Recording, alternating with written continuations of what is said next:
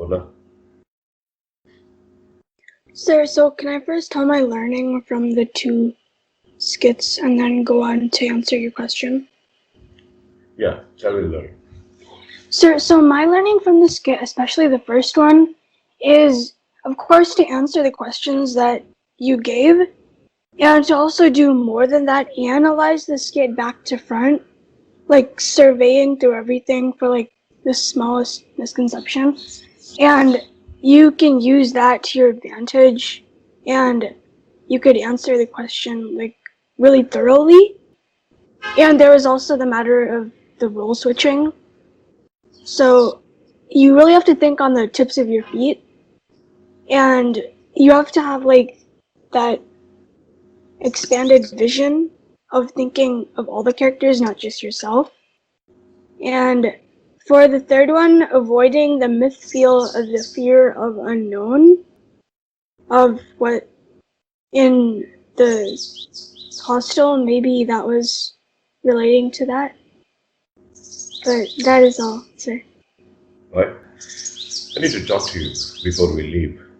Not too lengthy, but a kind of a signature move for these two activities, two rounds that you had. We'll be having the third and final round of Mastery of Grey Area on Monday, and we will consolidate all the scores and we'll finish up. But I would like to talk on one thing. We have various fear. Just now you listened that Kiran last year was suffering with all those mythful feeling and all that, and now she says that she has come across and she is viewing that altogether from a different angle and all that. Sometimes we get bad dreams. Sometimes we get weird kind of hallucinations when we are deep asleep. Sometimes we get fear of unknown.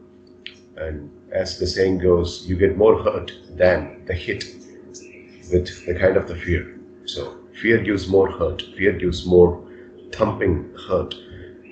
You get hit by something, the pain is very less relatively, but the fear, the uncertainty, gives you more feel of pain. That's dangerous.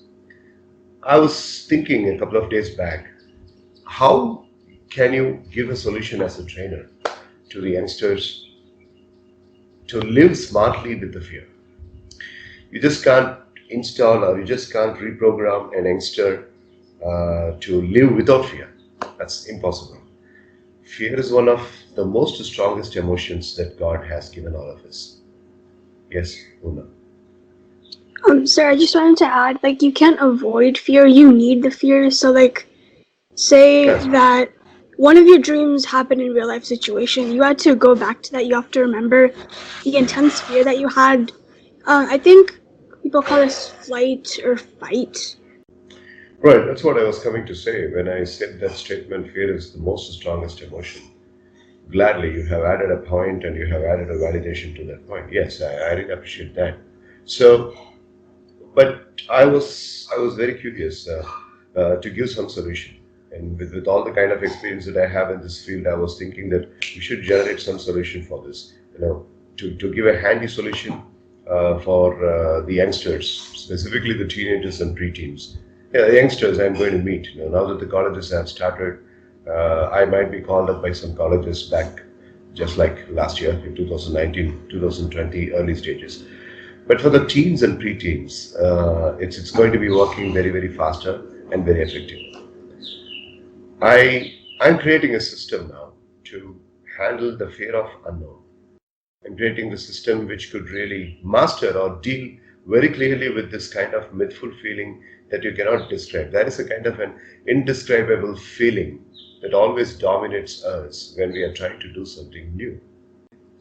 There is a kind of an indescribable feeling that is always putting a rope around us when we are trying to explore something new, when we are trying to do something of that, something that is mixed up with our own instinct. There is always a stoppage factor.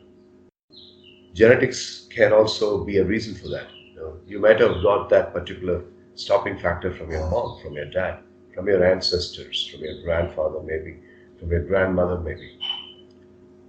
But barring all these schools of thought, I'm thinking of a system where when a fear comes, you can naturally take care of it.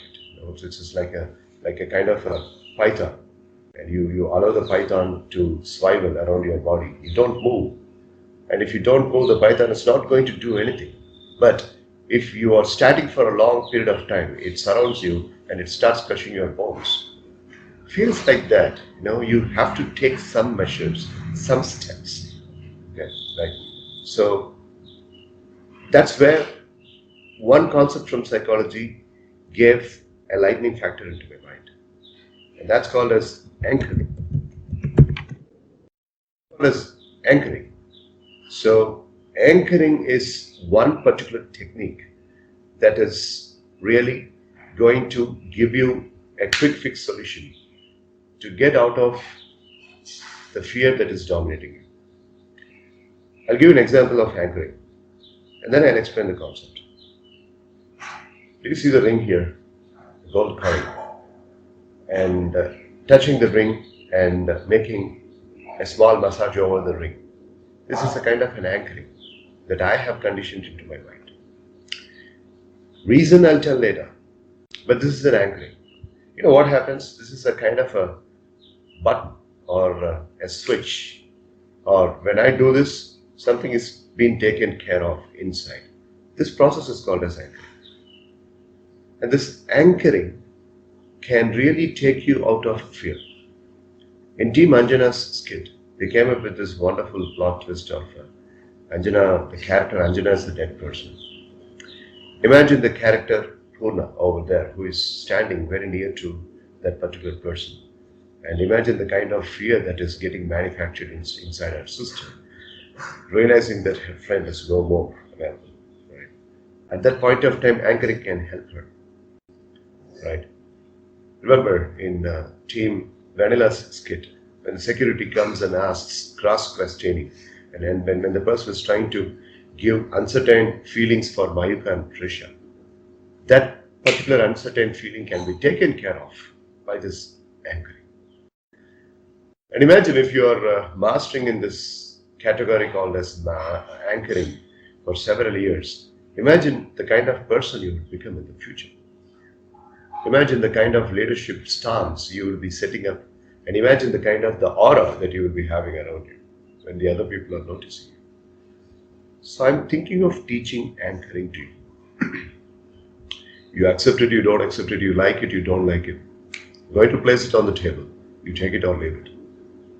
You see, anchoring is conditioning to one thing to the other thing. It's as simple. I mean, getting into the example, just having the fingers on the cross that is around the neck, that is also an anchor.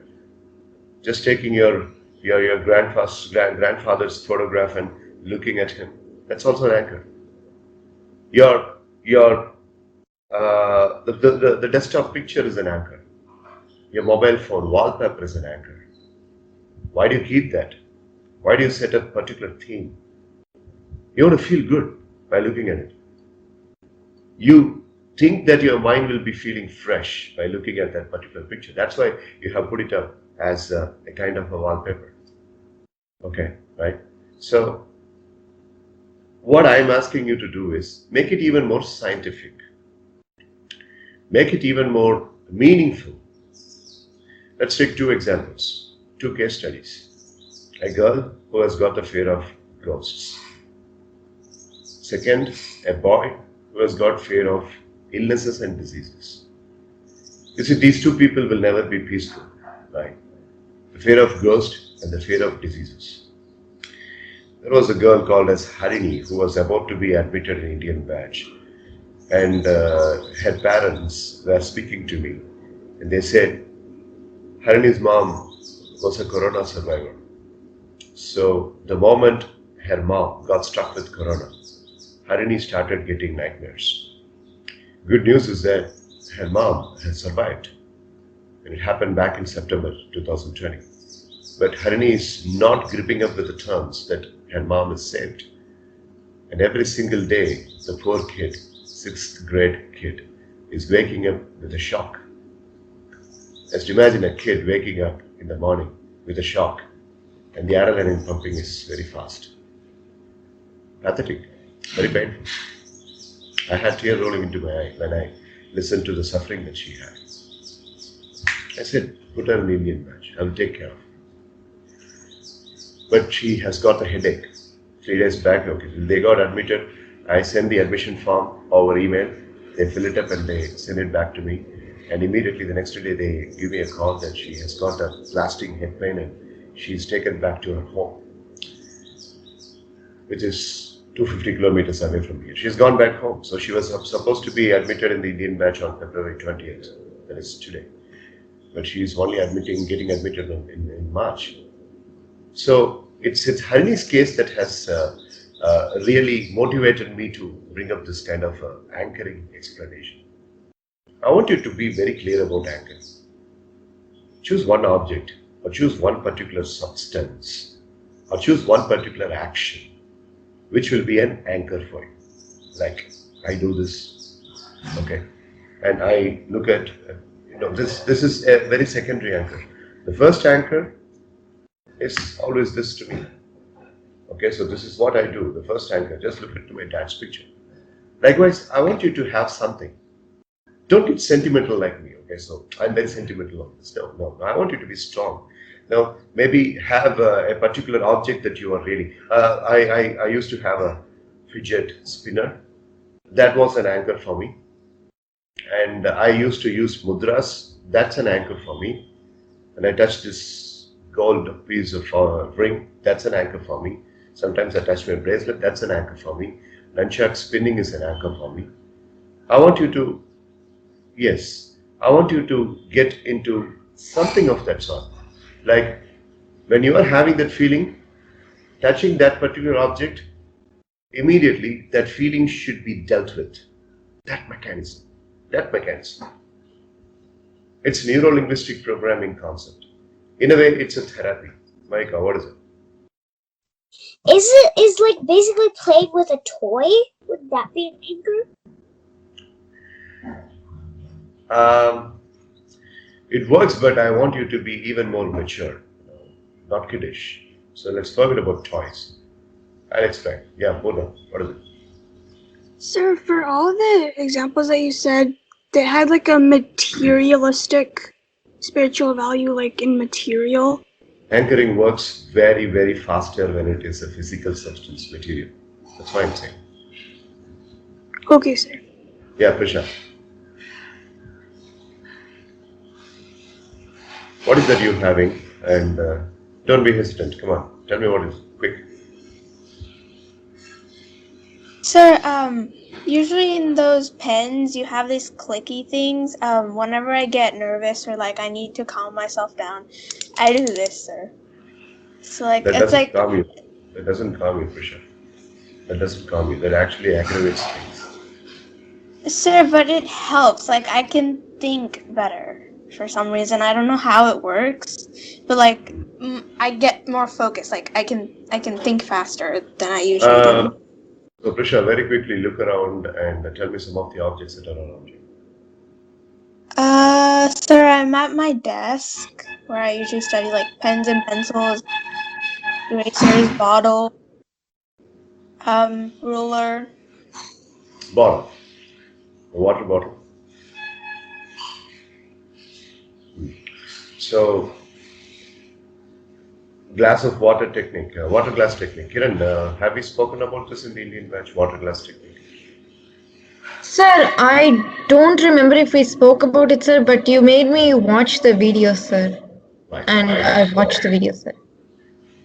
Right, so once Kiran wanted to make a presentation and I gave this video, water glass technique is one thing. Very quickly I'm saying that's also an anchor. That is, let's say for example, take Vidashri, hypothetical situation. Vidashri is seriously having some trouble with the school stuff and she is really thinking that this school thing is going to trouble her while she is going to sleep.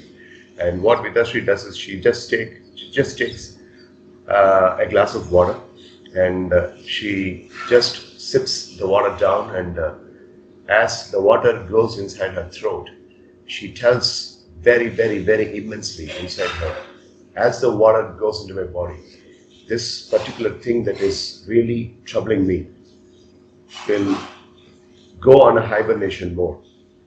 at least until I wake up, and I'm going to get peaceful sleep. This is a kind of a conditioning. And as the water seeps down, and when she says this, what happens is the mind gets eased up and she will sleep peacefully. This is one angle. This is one angle. So instead of clicking the switch, maybe, when you are really troubled, have just a couple of sips of water and use this water glass technique. That's an anchor. Okay, right? So I don't want to remember a particular person because the person has been doing very meaningful things to me.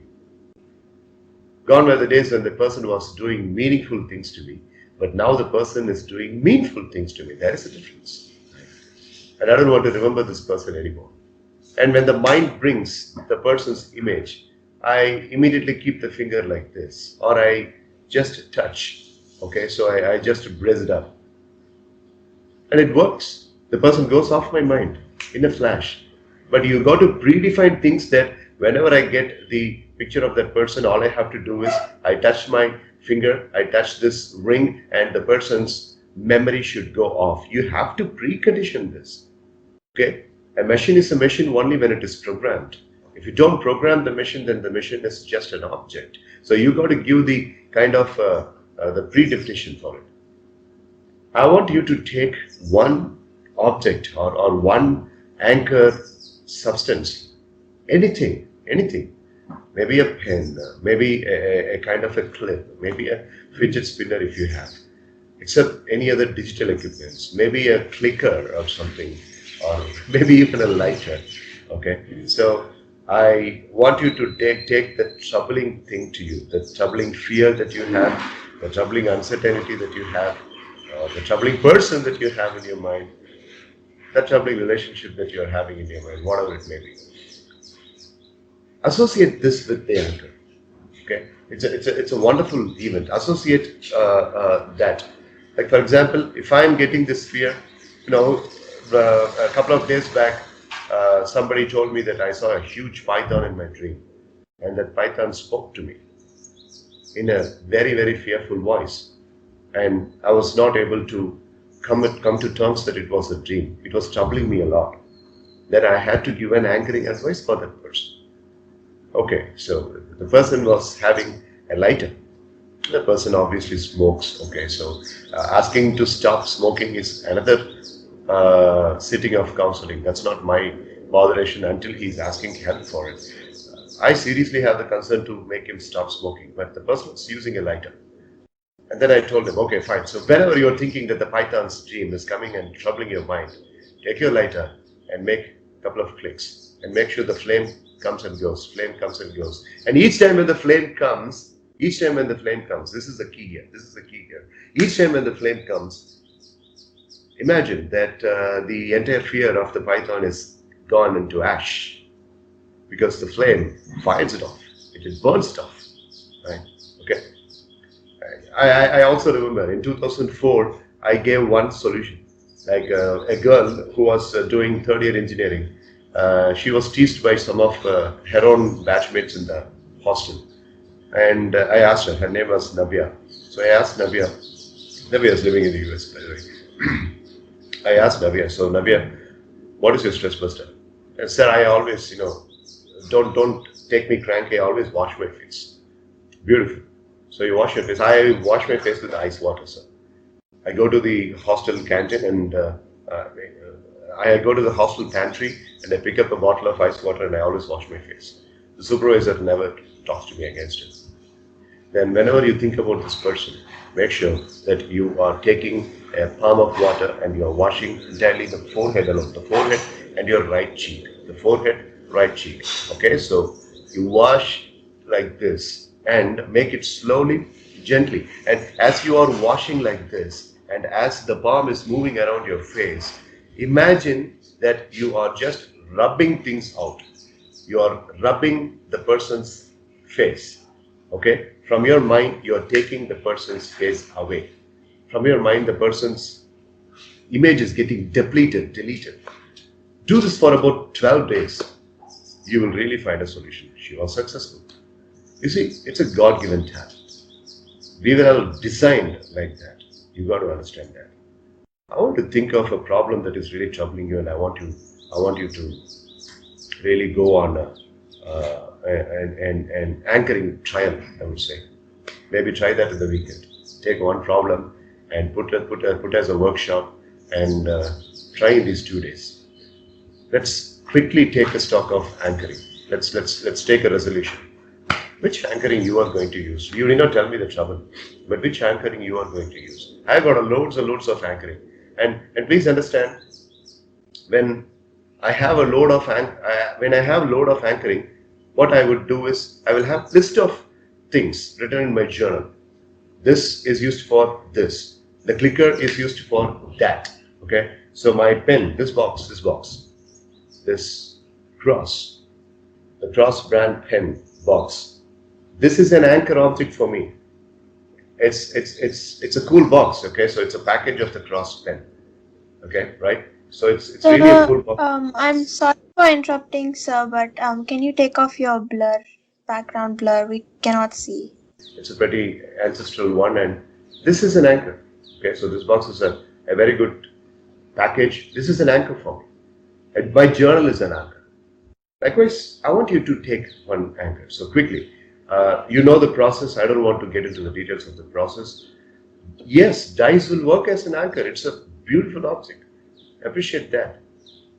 Yes, of course, dice can work as an anchor. Yeah, Vitasha, you have a question. What is it? Yes, sir.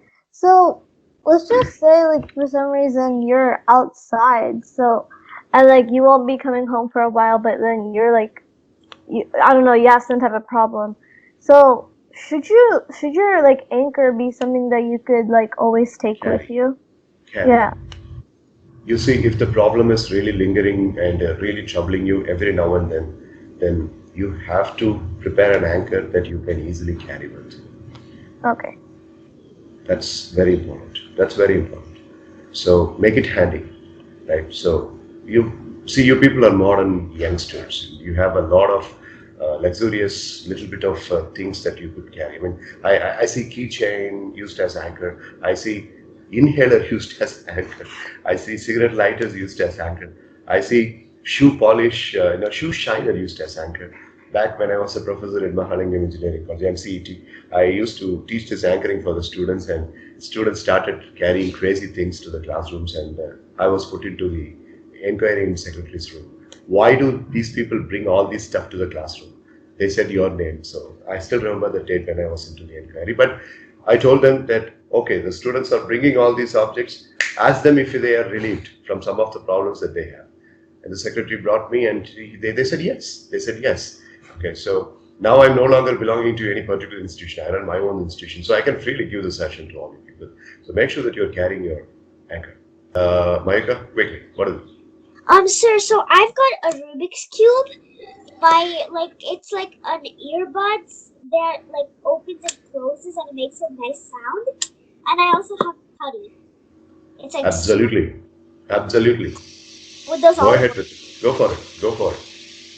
Okay. Because Rubik's Cube, when you look into that, the brain gives you the chemical reaction that this is used for something very, very prosperous. So when you are using such an illustrious object, then the anchoring is working more faster.